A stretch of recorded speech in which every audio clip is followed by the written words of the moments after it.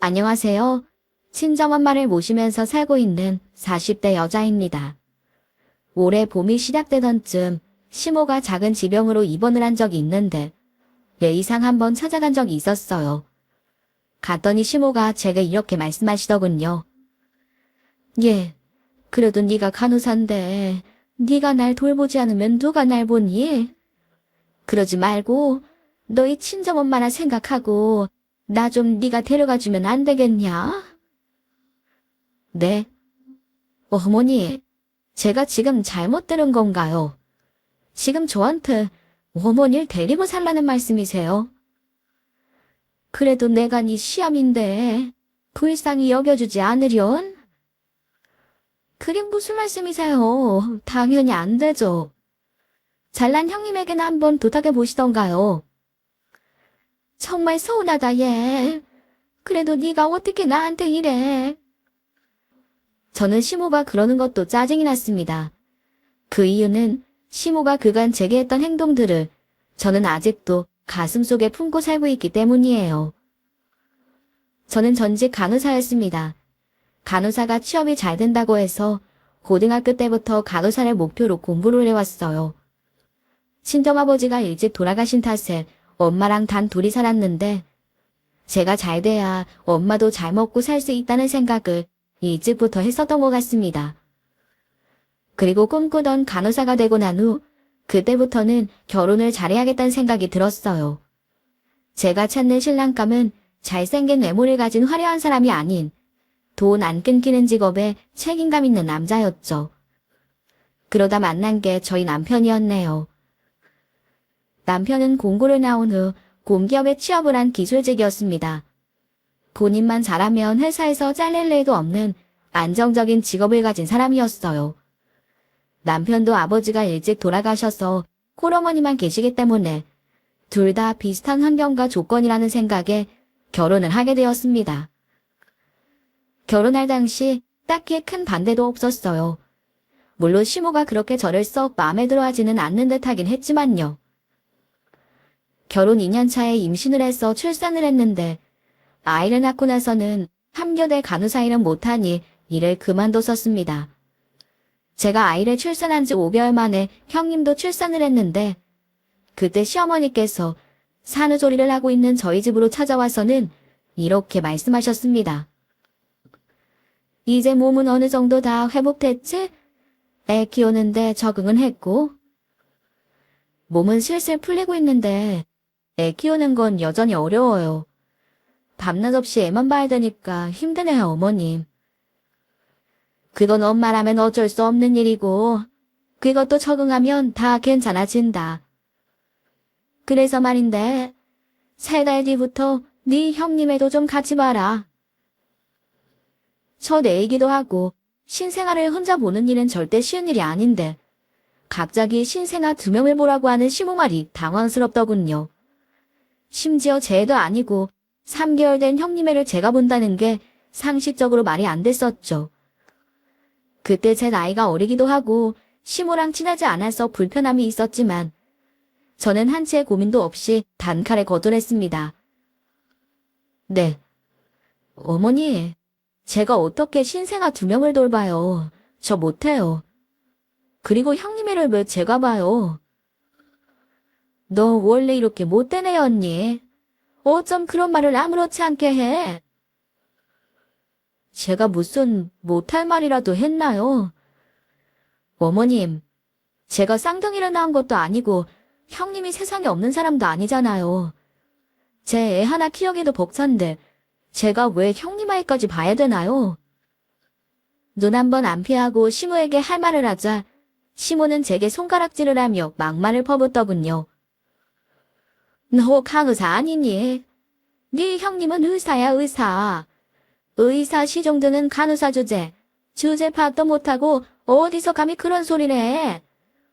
한 집에 같은 며느리 위치로 시집 오니까 네가 네 형님이랑 같은 급인 줄 알고 나대는 거야. 어머님, 지금 여기서 직업 이야기는 왜 꺼내시는 거예요? 형님이 병원 안에서야 의사지 집에서도 의사예요? 그리고 간호사는 의사 시정되는 사람이 아니라 도와주는 사람이고 같이 일하는 사람이에요. 제 말에 시모는 뻔뻔한 얼굴로 가방에서 뭔가를 주섬주섬 꺼내드셨습니다. 바로 10,000원짜리 돈뭉치였어요. 돈뭉치를 꺼내든 시모는 제게 돈을 흔들며 이렇게 말했네요. 너 이게 필요했구나. 똑똑한 네 형님이 네가 이럴 줄 알았는지 나한테 이걸 치워주더라. 너한테 주라면서 말이야. 그러면서 시모는 기어코 제 얼굴에 돈뭉치를 집어던지셨습니다. 그 순간 얼마나 비참하고 서럽던지. 돈 때문에 제가 이러는 게 아니라는 걸 시모는 정말 몰랐던 걸까요? 그리고 형님은 대체 무슨 생각으로 시모에게 돈을 쥐어줬는지 시모보다 형님이 더 미웠습니다. 3개월 뒤에 네 형님을 데리고 올 테니 그런 줄 알아라. 집에서 남편이 벌어오는 돈 까먹기나 하는 것이 어디서 말이 많아. 시모는 그렇게 사라졌고 저는 10,000원짜리가 흩어다니는 거실바닥에 주저앉아 한참을 울었습니다. 돈 없는 사람이 이런 건가 싶더라고요. 제가 간호사라는 직업을 관두지만 않았어도 돈 많은 집안의 딸이었어도 시모가 저렇게 했을까 싶었네요. 형님은 제가 결혼하고 다음에 시집에 왔는데 직업이 의사였어요. 그 직업 하나만으로도 시모에게 비교당할 이유가 충분했는데 형님은 집안 자체가 의사 집안이었던 것이었습니다. 형님 아버지도 의사여서 의사 집안이랑 사돈을 맺게 된 게 시모에게는 가장 큰 축복이고 자랑거리가 되고 말았죠. 그렇지 않아도 저를 탐탁지 않아 하던 시모는 형님이 시집으로 온 후 대놓고 절 미워하기 시작했어요. 그래도 제가 감당할 수 있을 정도였기 때문에 참아왔는데 아이를 낳고 난 후 제가 이런 취급을 받을 줄은 상상도 못했습니다. 그래도 자기 손자를 낳아준 사람인데 너무하다 싶었죠. 그날 일을 알게 된 남편이 시모가 제게 던진 돈을 다시 들고 가 시모와 아주버님에게 한바탕 난리를 친 후 돌아왔더군요. 그랬더니 형님이 제게 전화를 걸어 동서, 어머님 때문에 속상했지. 아, 내가 그러지 말라고 했는데도 어머님이 결국 일을 저지르고 말았네. 내가 대신 사과할게. 미안해, 동서. 그리고 우리 애는 도우미 아주머니한테 맡기면 되니까 너무 신경 쓰지 마. 라는 말을 하더라고요. 돈도 잘 버는 의사에다 돈 많은 집안의 딸이면 진작에 돈을 써서라도 애를 맡기지. 왜 굳이 저한테 맡기려고 했는지 따져먹고 싶었습니다. 하지만 형님도 시모만큼이나 비상식적인 인간이라는 생각에 대충 알겠다고 대답한 뒤 전화를 끊었네요. 그렇게 3달 정도가 흘렀을까요? 시모한테서 또 연락이 왔어요. 큰애가 글쎄 자기 아버지 생신날 파티하는데 우리 식구들 초대하고 싶다고 오라고 하더라. 그날 주말이니까 바쁘다는 핑계대고 안 오려고 하지 말고 네 남편 챙겨서 꼭 와라. 알겠어? 어머님, 저희가 형님 아버지 생신 파티엔 왜 가요? 어머님만 다녀오세요. 너 또 청개구리처럼 이럴래? 의사 사돈이 우리 초대해준대잖아. 그럼 감사합니다고 가야지. 네가 그런 의사 집안 생일 파티 구경할 일이 평생 있겠어? 잔말 말고 와. 올 때 빈손으로 올 생각하지 말고. 남편도 저도 가기 싫은 불편한 자리였지만 형님까지 전화로 꼭 와달라고 신신당부하더군요. 때문에 더 거절하지 못하고 비싼 와인 한 병을 선물로 사들고 형님네 친정으로 향했습니다.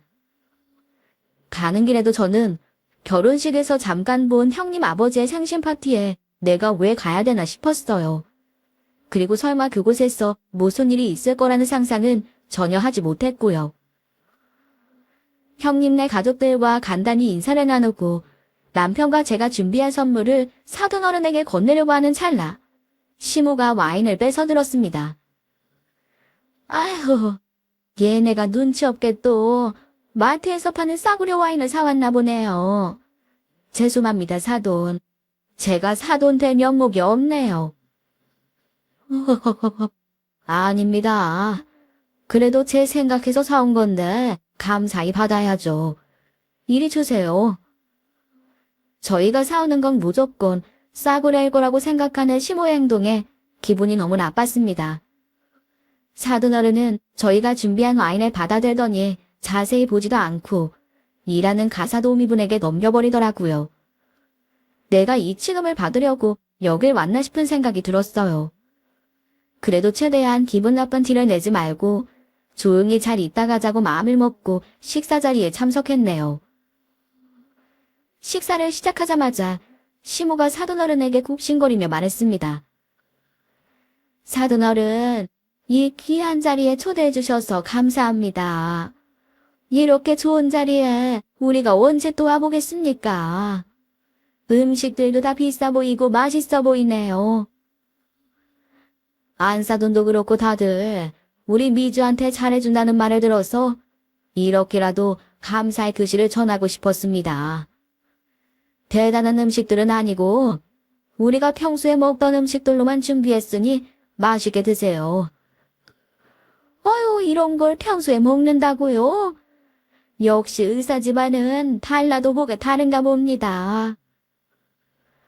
알랑방귀를 뀌어도 적당히 껴야지. 두 눈 뜨고 보고 있기 힘들 정도였습니다. 그리고 형님의 친정아버지는 그런 시모의 알랑방귀를 즐기는 듯해 보였어요. 그게 더 역겨워 맛있는 음식이 눈앞에 있어도 목구멍으로 넘어가지 않더군요. 시모는 돈이 없는 것도 아니면서 왜 저러고 있나라는 생각을 하면서 깨작거리며 밥을 먹자 형님 친정아버지가 제게 말을 걸었습니다. 음식이 입맛에 안 맞으세요? 우린 미주처럼 출산한 지 얼마 안 됐다고 해서 사모한테 좋은 음식들로 준비했는데 맛있게 드셔주세요. 맛있게 먹고 있습니다. 생각해 주셔서 감사합니다. 아, 그러고 보니 우리 미주가 애 좀 봐달라고 부탁했는데 거절을 했다면서요? 형님 친정아버지 입에서 저 말이 나올 거라고는 상상도 못했기 때문에 당황한 저는 아무 말도 못하고 가족들의 눈치만 보고 있었습니다. 형님은 저를 도와줄 생각은 안 하고 못 들은 척 밥을 먹는데 열중을 하고 있었죠. 희한하게 저보다 더 안절부절 못하던 시모가 저 대신 입을 열었어요. 아휴, 그게 사돈 심기를 많이 건드렸나 봅니다. 제가 어떻게든 제 설득시켜보려고 했는데 못한다고 때를 쓰는 바람에 제가 두 손 두 발 다 들고 말았어요. 제가 얼굴은 순진해 보이고 순종적인 것처럼 보여도 고집이 한 고집 하거든요. 어차피 동서부 내보는 김에 우리 미주에도 같이 봐주면 좋았을 텐데 그거 아쉽네요. 제가 그만한 보상도 해드리려고 했는데. 간호사 출신 맞으시죠? 예, 간호사 출신 맞죠. 그래서 제가 더 타일러 왔는데도 안 되더라고요. 없는 집에서 악자까지 자라서 맨입으로 안 되는 건지. 아휴, 죄송합니다. 제 손은 주체를 못하고 부들부들 떨려왔고 옆에서 밥 먹고 있던 남편도 화가 났는지 숟가락을 내려놓고 말없이 시모와 사돈어른만 지켜보고 있었습니다. 두 사람은 우리 부부가 화난 걸 눈치채지 못했는지 아니면 그래도 상관이 없는지 계속해서 제 앞담화를 이어가더라고요. 간호사면 의사가 내리는 지시에 무조건 따라야 되는 거 아닙니까? 허허허허. 같은 업계에서 일해서 우리 심정 제일 잘할 거라고 생각했는데 그것도 아닌가 봐요. 같은 업계라도 급이 같나요? 쟤는 간호사고 사돈어른이랑 우리 큰며느리는 사람 살리는 의사인데요. 그쵸? 그날 미주가 돈 좀 지어줬다고 하던데 그래 부족했나요? 안사돈 말대로 순종적인 얼굴에 비해 돈 욕심이 많으신가 봅니다. 허허허허. 화가 난 남편이 자리에서 벌떡 일어서자마자 저도 따라 일어선 후 용기를 내어 형님 친정아버지와 시모에게 말했습니다. 두 분 지금 사람 앞에다 두고 뭐 하시는 거예요? 사람 바보 취급하고 무시하는 것도 정도가 있지. 이건 정말 너무하시네요. 어머님은 의사 사돈 만난 게 좋아서 그렇다 쳐도 사돈 어른은 많이 배우신 분이 그러시면 안 되죠. 사람 살리는 의사가 아니라 말로 사람 죽이시는 분이네요. 뭐? 너 그 입 다물지 못해? 사돈 어른한테 그게 무슨 말버릇이야? 이게 오냐오냐 해줬더니 아주 그냥. 어머님이 의사 형님이랑 저랑 비교하시고 차별하시는 건 이해해요. 아무것도 가진 게 없는 저보다 가진 게 많은 형님이 더 좋으시겠죠. 근데 사돈 어른은 딸 가진 사람이면 남의 딸한테 상처 주면 안 되죠. 제 자식 귀한 걸 알면 남의 자식 귀한 것도 좀 아세요. 하고 싶은 말은 더 많았지만 그 자리에 더 있다가는 시모에게 한 대 쥐어 맞을 것 같은 생각에 남편과 함께 그 집에서 빠져나왔습니다. 그리고 저는 그 집에서 나오자마자 남편에게 소리쳤어요. 나는 앞으로 당신 가족들 안 보고 살 거니까 그렇게 알아. 내가 당신이랑 잘 먹고 잘 살려고 결혼했지. 이딴 취급받으려고 결혼한 줄 알아. 제 말에 남편도 수긍하며 제게 미안하다고 사과했어요. 그러면서 자기도 저런 집구석 지긋지긋하다며 남편도 평생 아주버님과 비교당하며 자란 것에 대해 제게 털어놓더군요. 그런데 그게 자기에게서 그치지 않고 저까지도 형수님과 비교당하는 모습을 제 눈으로 보는 게 너무 힘들다며 털어놓았네요. 그 계기로 남편과 제 사이는 더 끈끈해졌습니다. 정말 말 그대로 전우애가 생긴 듯 했었죠. 남편과 사이가 더 좋아지다 보니 그런 생각이 들더라고요. 그래, 우리 식구만 잘 먹고 잘 지내면 문제가 없는 거다라는 생각이요. 하지만 시모는 그런 저희 집의 평화를 두고 볼 수 없었던 듯 했습니다. 형님 친정아버지 생신 파티 이후 시모는 저희에게 따로 연락을 하지 않았습니다. 불같이 화를 내고 집으로 찾아와 엎을 줄 알았는데 예상 밖이었죠. 그런데 시모는 그 화풀이를 엉뚱한 곳에 가서 풀었더군요. 낮에 아기랑 잠깐 눈을 붙이고 있는데 친정엄마에게서 전화 한 통이 왔습니다. 진주야, 네 시모 지금 우리 가게 와서 난리가 아니다. 네가 와서 어떻게 좀 해봐라. 깜짝 놀란 저는 아이를 근처에 있는 친한 친구에게 부탁한 뒤 친정엄마가 운영하고 있는 반찬 가게로 향했습니다. 도대체 시모가 엄마한테 어떤 막말을 퍼부으며 난동을 부리고 있을지 상상만 해도 끔찍했어요. 가게에 도착하자 눈에 들어온 광경은 시모가 반찬 가게 문 앞을 떡하니 막고 서서 손님이 들어오지 못하게 하고 있는 모습이었습니다. 어머님, 왜 여기서 이러세요? 저한테 할 말이 있으면 저를 찾아오셔야죠. 너랑은 말이 안 통하니까 여기로 왔지. 네 엄마라는 작자가 너를 어떻게 키웠는지 물어도 볼 겸 왔다. 어머님, 여기서 이러지 마시고 저랑 나가서 따로 이야기 나눠요. 이건 영업방해잖아요. 이깟 반찬가게 운영하면서 영업방해니 어쩌니 훈훈하지 마라. 하루 매출해봐야 10만 원은 나오니. 시모는 좀처럼 진정한 생각을 하지 않았습니다. 엄마의 눈치를 보니 엄마도 더 이상 화를 참기 힘든 모양이었어요. 엄마가 혼자 저를 키우느라 깡이 세지고 성격도 드세서 시장 바닥에 쌈닭으로 유명하기 때문에 더 걱정이었습니다. 사돈, 정말 미치셨습니까? 미칠 거면 제대로 미치셔야죠. 그깟 반찬 가게든 뭐든 영업을 하고 손님이 오는 곳에서 이러시면 안 되죠. 그러게 누가 딸을 그딴 식으로 키우라고 했어요?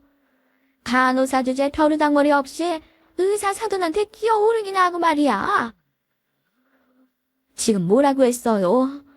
우리 딸 보고 간호사 주제라고 했어요. 당신 의사 사돈이 얼마나 대단한 분이신지 몰라도 제 딸이 거기에 껴서 왜 피를 당해야 합니까? 화가 난 엄마가 시모에게 다가가자 시모도 지지 않고 친정엄마에게 몸을 밀착시켰습니다. 이러다가는 몸싸움이라도 나는 건 아닌가 싶었네요. 사돈이 이런 식으로 애를 키웠으니 간호사밖에 못했죠. 사돈이 훌륭하신 분이었어 봐요. 제가 저러고 사나. 제가 왜요? 제가 훌륭하지 못할 건 또 뭐 있습니까? 여자 혼자서 딸 키워서 대학까지 보냈으면 됐지. 뭘 더 어떻게 해줘야 합니까? 나는 간호사 며느리 따위 싫으니 제 아들과 이혼시킬 겁니다. 그렇게 하세요. 시몬은 이혼이 자신의 큰 무기라도 되는 양, 기세등등한 말투로 엄마에게 말했습니다. 그럼 친정엄마가 기가 죽을 줄 안 모양입니다. 하지만 엄마는 지지 않고 이렇게 말씀하시더군요. 이혼시키든지 말든지 할 수 있으면 그렇게 해보세요. 안서방이 퍽이나 사돈 말 듣겠습니다. 지금은 쟤랑 붙어 먹고 살고 있어도 제 아들은 제 아들이에요. 부부끼리는 이혼해도 부모 자식 간에는 못 떨어진다 이 말입니다. 난 저 둘 이혼시켜서 우리 아들 의사한테 장가 보낼 겁니다. 헐시고 그 훌륭하신 의사 선생님들은 눈이 없답니까? 그 사람들이 애 딸린 이혼남이랑 결혼은 해준답니까?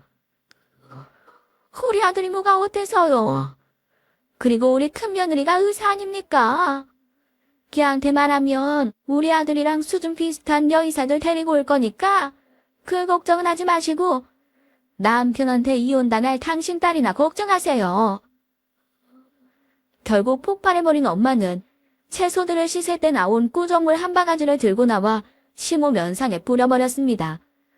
그러자 시모는 소리를 꽥꽥 지르며 경찰에 신고를 했고 경찰이 출동하고 난 후에야 소동이 마무리될 수 있었네요.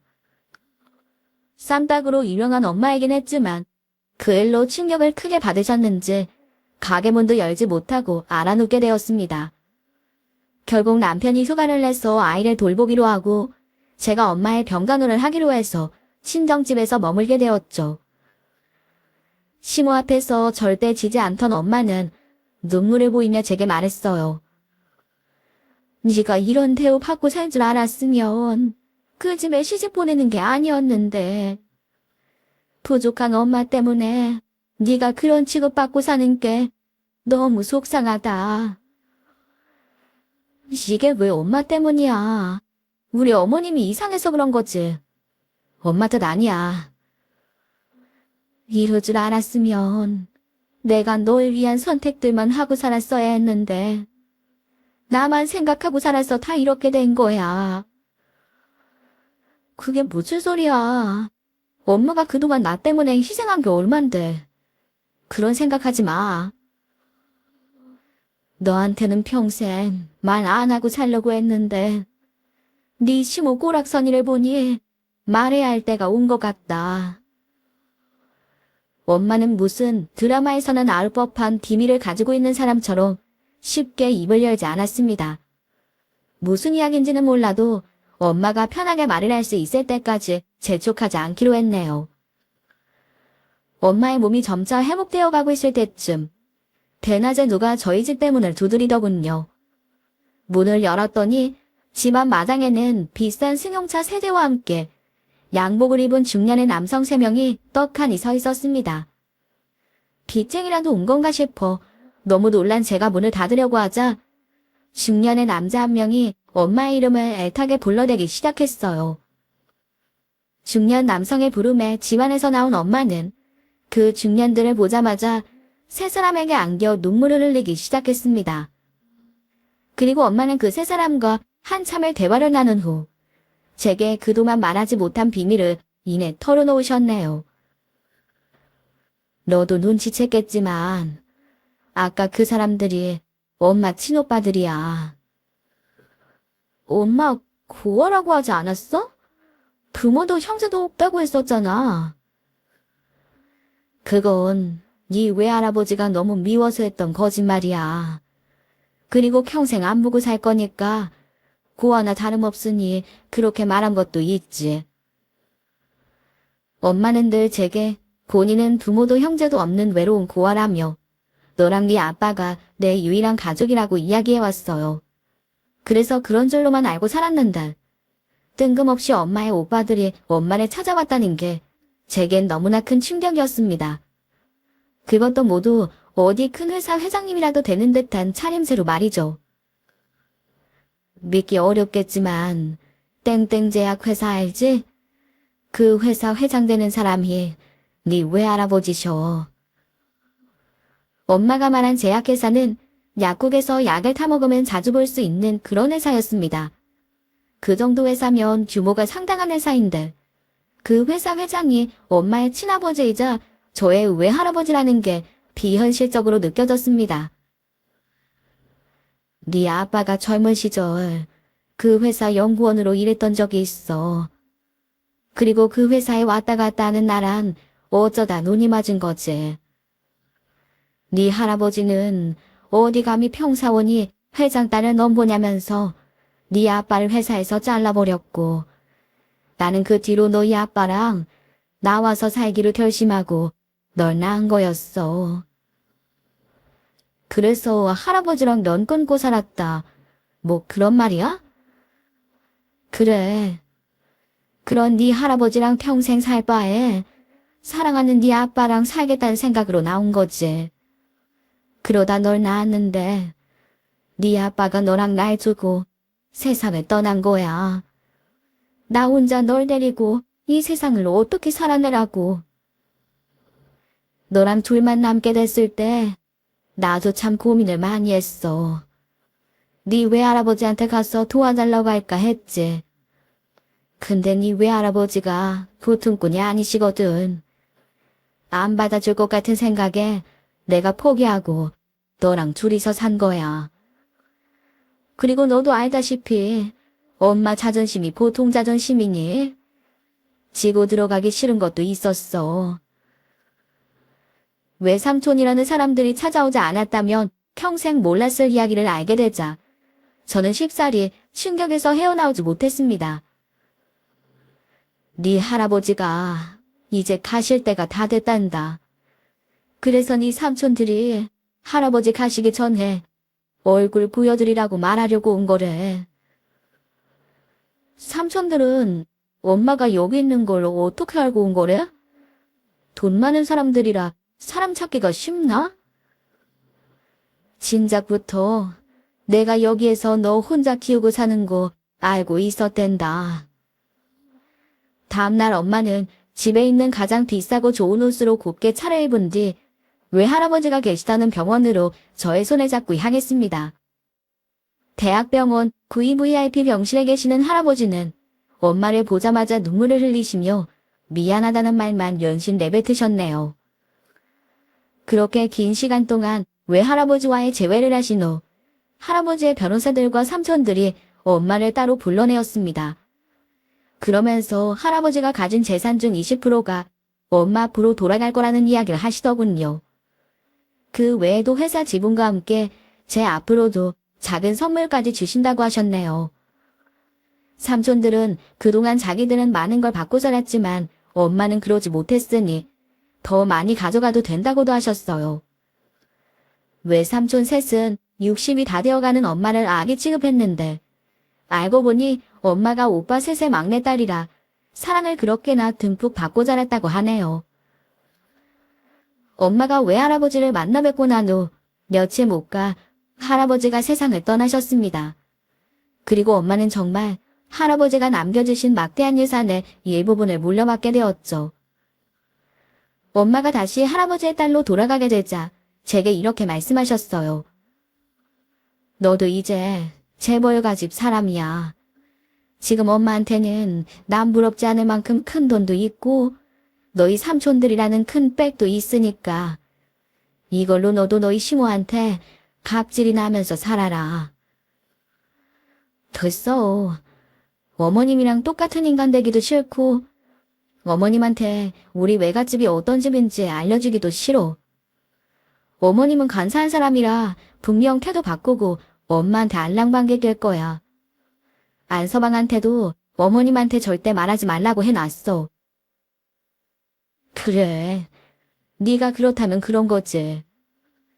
그래도 엄마는 앞으로 네가 그런 취급받지 않게 살게 할 거야.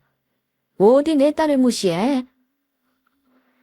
엄마가 외가로 돌아가고 엄마가 재벌집 딸이라는 사실 하나만으로도 제 마음에는 여유가 찾아왔습니다. 이제 시모가 뭐라고 하든 기죽지 말고 한 귀로 듣고 한 귀로 흘려야겠다는 생각을 했죠. 시모가 친정엄마 반찬가게 찾아와 난동을 부린 후 1년 정도 지나서야 제게 연락을 했습니다. 평생 연 끊고 살 것처럼 연락 한 번 안 하던 사람이 연락을 한 걸 보고 분명 형님 때문일 거란 짐작이 들더군요. 시모는 다짜고짜 전화해서는 무작정 집으로 오라는 말만 남기고 전화를 끊어버렸습니다. 아무리 미워도 오랜만에 전화를 한 이유가 있을 테니 저도 남편에게 이야기를 전하고 함께 시댁으로 향했네요. 가보니 형님네 가족은 이미 도착해 있었고 시모는 저희를 보고 왔냐는 말도 안 하고 무작정 자리에 앉으라고만 했어요. 그러면서 저희를 집으로 부른 이유를 말했습니다. 네 형님, 조만간 120억짜리 병원 차린다. 네 애도 어느 정도 컸으니 어린이집에 맡기고 네 형님 병원에 들어가서 일 좀 해. 너 간호사 출신이라 병원에 대해서 잘 알 거 아니야? 저도 간호사 일은 그만둔 지 꽤 되어서 제가 형님네 병원에서 일하는 게 도움이 될지 모르겠네요. 고민 좀 해볼게요. 고민하는 척 하지 말고 하라면 해. 그리고 내가 언제 너 보고 간호사 일 하라고 했니? 가서 바닥이나 닦고. 바닥이요?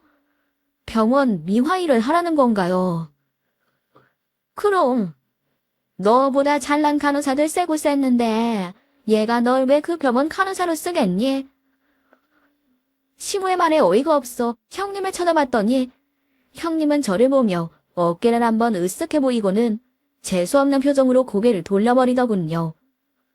유유상종 똑같은 인간들끼리 뭉쳐놓으니 입을 열면 똥밖에 못 사는구나 싶었죠.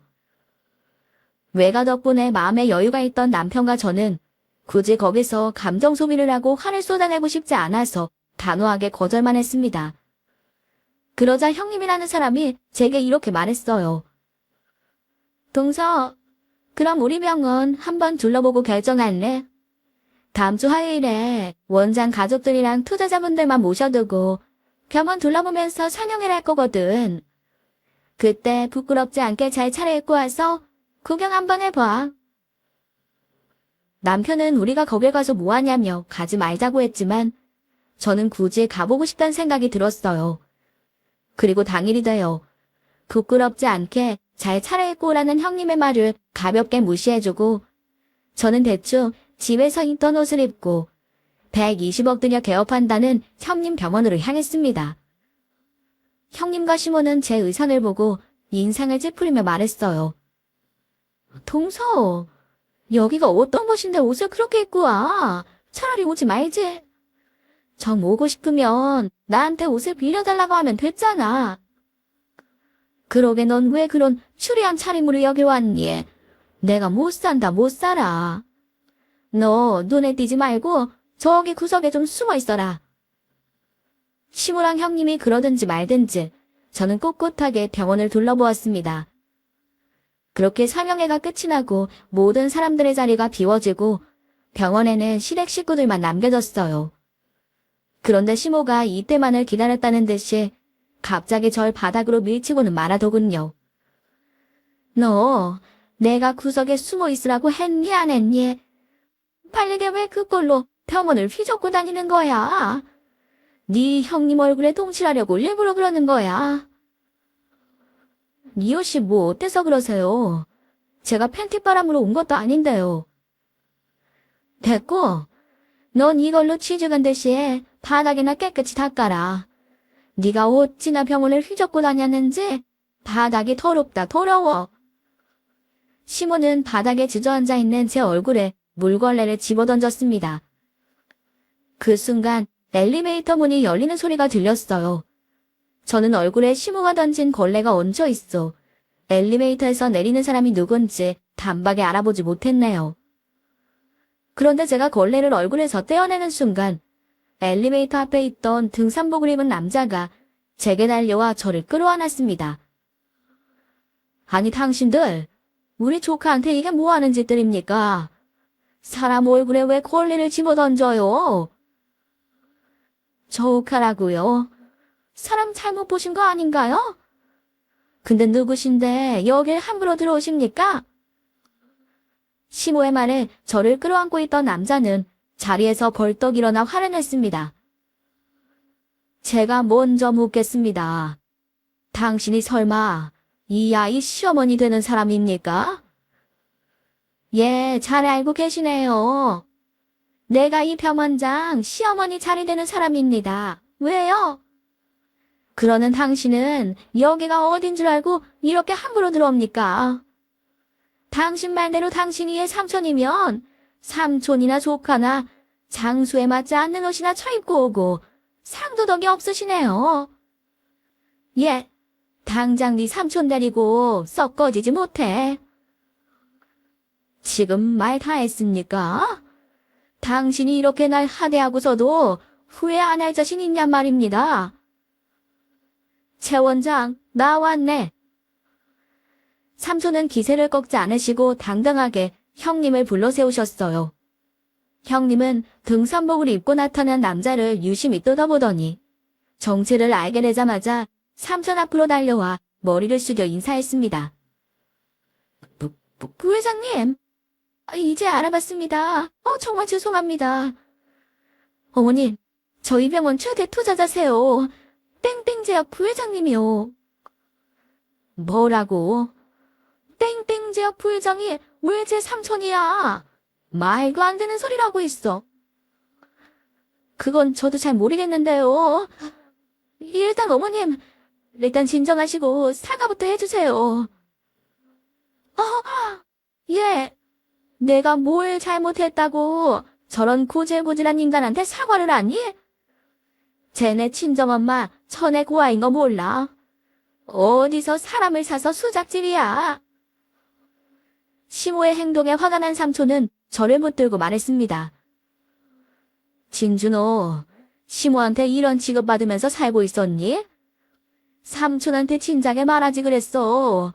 네가 원한다면 여기 본 투자금을 빼던지 원장을 바꾸든지 할 테니 원하는 게 있으면 말만 해라. 삼촌의 말에 형님은 기겁을 하더니 무릎을 꿇고 고개를 숙이며 시모의 탓을 하기 시작했습니다. 사장님, 저랑은 상관없는 일입니다. 이거 순전히 저희 어머님이 함부로 말씀하신 거지. 저랑은 정말 상관없는 일이에요. 저는 동서랑 평소에 친자매처럼 잘 지내는걸요. 정말이에요. 제 원장 말이 사실이냐? 너, 네 형님이랑은 잘 지낸 거 맞아? 삼촌의 말에 저는 그 정도 긍정도 하지 않았습니다. 그 의미를 알아차린 삼촌은 저를 데리고 그곳에서 빠져나왔어요. 삼촌은 제약회사 부회장이기 때문에 큰 대형 병원에 투자를 많이 한다고 했어요. 투자를 하게 되면 병원에서 삼촌회사에서 나오는 약을 써줄 뿐만 아니라 여러모로 큰 수익을 얻을 수 있기 때문이라고 하더군요. 그러면서 삼촌은 저를 위해서라면 그 병원에서의 투자금은 언제든지 뺄 수 있다고 했습니다. 저는 삼촌에게 형님 집에서 당한 수모를 굳이 말하지 않았지만 엄마가 얼씨구나 하고 삼촌들에게 쪼르르 달려가 지금까지의 일을 다 잃은 모양입니다. 그 일로 삼촌들이 형님네를 박살내던지 형님을 자르든지 해야 된다고 했지만 저는 그냥 내버려두라고 했어요. 엄마가 제약회사 회장의 딸이고 삼촌들의 존재 자체만으로도 형님에게 큰 압박이 가는 거라고 생각했거든요. 그랬더니 정말로 형님은 자신의 친정 식구들을 저희 집으로 데려와 무릎을 꿇고 머리 숙여 사과했습니다. 그땐 제가 결례가 많았습니다. 제 불찰을 한 번만 용서해 주시고 저 때문에 우리 미주에게 피해가 가지 않게 해주셨으면 합니다. 동서, 나도 정말 미안해.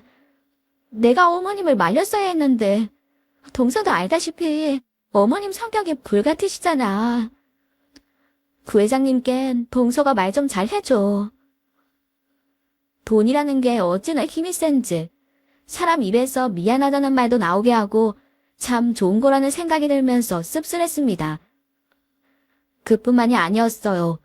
모든 걸 알게 된 시모는 동서보다 제게 붙어있는 게 더 일행이라고 생각했는지 저한테 달라붙기 시작했습니다. 엄마랑 절 찾아와 싹싹 빌며 한 번만 봐달라고 눈물로 호소하더군요. 사돈, 제가 정말 죽을 죄를 지었습니다. 제가 너무 없이 살아서 그랬습니다. 그래서 의사라는 직업에 현혹되고 이성을 잃어서 그랬던 거예요. 사돈도 제 마음 잘 아시지 않습니까? 저는 워낙 돈 많은 집에서 사랑만 받고 자라서 사돈 마음 잘 모릅니다. 제가 20년간 혼자 애 키우며 살았다고 해서 사돈이랑 비슷하다고 생각하지 마세요. 우린 출생부터 다르지 않습니까? 그쵸. 맞는 말입니다. 어쨌든 같은 부모를 둔 입장이라 잘 아시잖아요. 그러니 저 한 번만 용서해 주세요. 저도 자식을 둔 부모 입장이라 제 자식 마음에 생채기 낸 사람을 쉽게 용서하지 못할 것 같네요. 엄마는 끝까지 시모를 용서하지 않았습니다. 저도 시모를 포함한 형님의 사과를 끝까지 받고 있지 않는 중이에요. 제가 굳이 그들의 사과를 받아야 할 이유는 없다고 생각합니다. 간호사라는 이유로, 집이 부유하지 못하다는 이유로 사람을 무시하는 사람들을 제가 왜 용서까지 해줘야 되나 싶네요. 여러분도 그렇게 생각하지 않나요? 직업에 기천이 없고, 사람 위에 사람 없고, 사람 아래 사람이 없는데, 직업으로 금을 나누는 사람들에게 넓은 아량을 베풀 필요는 없지 않습니까? 그래서 저는 지금도 시모를 용서하지 않은 채 살고 있는 거랍니다. 제 사연은 여기까지입니다. 남편을 생각하면 언젠가는 시모에 대한 미움을 버리기는 해야 할까 생각도 들지만 아직까지는 용기가 나질 않아 이렇게 인생 선배님들의 조언을 구해봅니다. 이야기 끝까지 들어주셔서 감사합니다.